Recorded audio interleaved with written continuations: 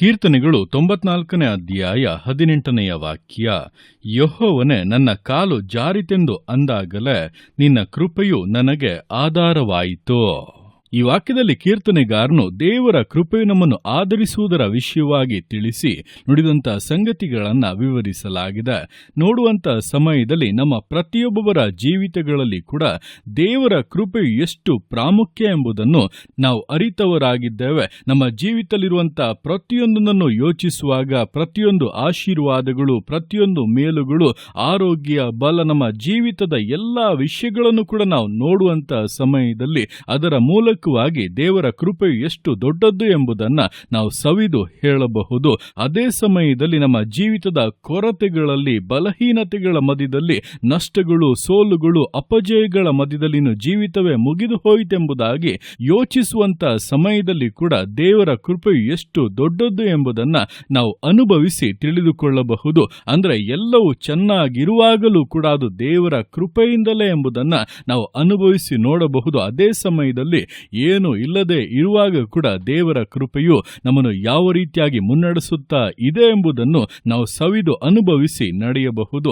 ಹಾಗಾಗಿ ದೇವರ ಕೃಪೆ ಎಂಬುವಂಥದ್ದು ಬಹಳ ಬಹಳ ಮುಖ್ಯವಾದದ್ದು. ಈ ದೇವರ ಕೃಪೆಯ ವಿಷಯವಾಗಿ ಕೀರ್ತನೆಗಾರನು ಹೇಳುವವನಾಗಿ, ಯೆಹೋವನೇ, ನನ್ನ ಕಾಲು ಜಾರಿತೆಂದು ಅಂದಾಗಲೇ ನಿನ್ನ ಕೃಪೆಯು ನನಗೆ ಆಧಾರವಾಯಿತು ಎಂಬುದಾಗಿ ಹೇಳುತ್ತಾ ಇದ್ದಾನೆ. ಅಂದ್ರೆ ನಾನು ಜಾರಿದೆ, ಬಿದ್ದೆ, ನನ್ನ ಜೀವಿತದಲ್ಲಿ ಇದು ನಷ್ಟವಾಗಿ ಹೋಯಿತು, ನಾನು ಕೆಳಗಿನ ಹಂತಕ್ಕೆ ಹೋಗಿಬಿಡುತ್ತೇನೆಂಬುದಾಗಿ ಅಂದುಕೊಳ್ಳುವಂತ ಸಮಯದಲ್ಲಿ ನಿನ್ನ ಕೃಪೆ ಬಂದು ನನ್ನನ್ನು ಆಧರಿಸಿದಂಥ ನಿಮಿತ್ತವಾಗಿ, ನನ್ನನ್ನು ಅಪ್ಪಿಕೊಂಡಂತ ನಿಮಿತ್ತವಾಗಿ ಈ ದಿವಸ ಜಾರಿದರೂ ಕೂಡ ಬೀಳದೆ ಅದರಲ್ಲೇ ನಾಶವಾಗಿ ಹೋಗದೆ ನಿಂತಿದ್ದೇನೆ. ನಾನು ನಿಂತಿರುವಂಥದ್ದು ದೇವರ ಕೃಪೆಯಾಗಿದೆ ಎಂಬುದಾಗಿ ದೇವರನ್ನ ಕೀರ್ತಿಸುತ್ತಾ ಇದ್ದಾನೆ. ನಮ್ಮ ಜೀವಿತಗಳಲ್ಲಿ ಕೂಡ ಪ್ರತಿಯೊಂದು ಹಂತವನ್ನ, ಪ್ರತಿಯೊಂದು ಸಂದರ್ಭಗಳನ್ನು ನಾವು ಯೋಚಿಸುವಾಗ ದೇವರ ಕೃಪೆ ಎಷ್ಟರ ಮಟ್ಟಿಗೆ ಕಾರ್ಯ ಮಾಡಿದೆ ಎಂಬುದನ್ನ ನಾವೇ ತಿಳಿದುಕೊಳ್ಳಬಹುದು. ನಮ್ಮ ಕಷ್ಟಗಳಲ್ಲಿ, ಸೋಲುಗಳಲ್ಲಿ, ಯಾರು ಇಲ್ಲದೆ ಕೈಬಿಡಲ್ಪಟ್ಟಂತ ಅವಸ್ಥೆಗಳಲ್ಲಿ ದೇವರ ಕೃಪೆ ಮಾತ್ರ ನಮಗೆ ದೊರಕದೆ ಇದ್ದಿದ್ದರೆ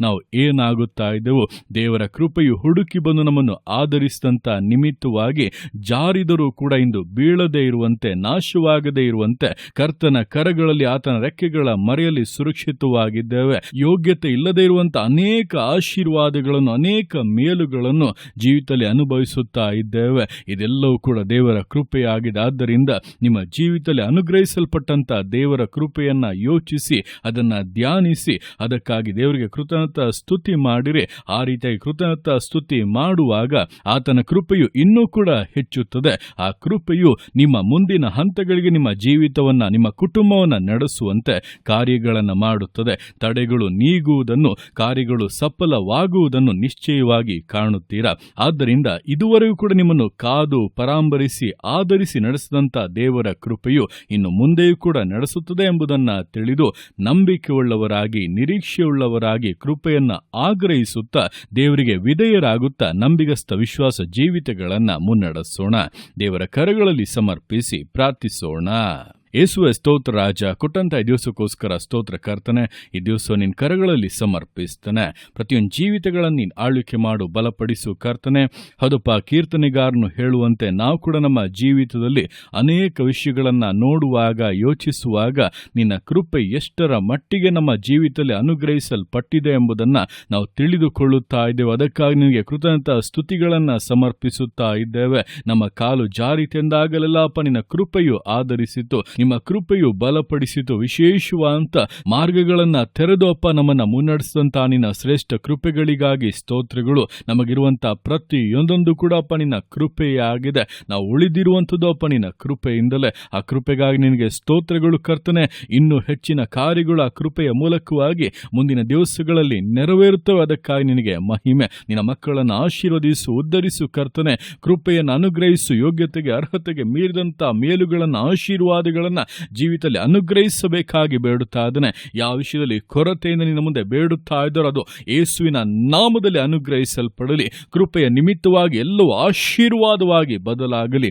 ಅಪ್ಪ ತಂದೆಯೇ, ನೀನು ಅನುಗ್ರಹಿಸುವಂತಹ ಶ್ರೇಷ್ಠವಾದ ಕೃಪೆಗಾಗಿ, ಪ್ರೀತಿಗಾಗಿ ಅಪ್ಪ ನಿನಗೆ ಸ್ತೋತ್ರಗಳು. ಪ್ರತಿಯೊಂದು ಜೀವಿತಗಳನ್ನು ಅಪ್ಪ ನಿನ್ನ ಕರಗಳಲ್ಲಿ ಸಮರ್ಪಿಸ್ತಾ ಇದ್ದಾನೆ. ಆಶೀರ್ವದಿಸು, ಮಾನಿಸು, ಘನಪಡಿಸು.